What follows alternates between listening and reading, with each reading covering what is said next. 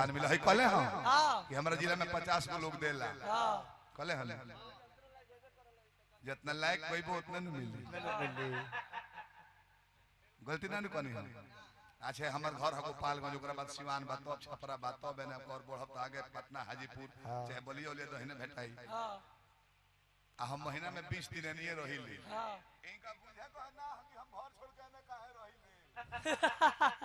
जहां भेटाई तहन रहबो 7वां महीना में उनहु को रहिली ते में शिकायत का बात होला आरा बलिया के दबावे हला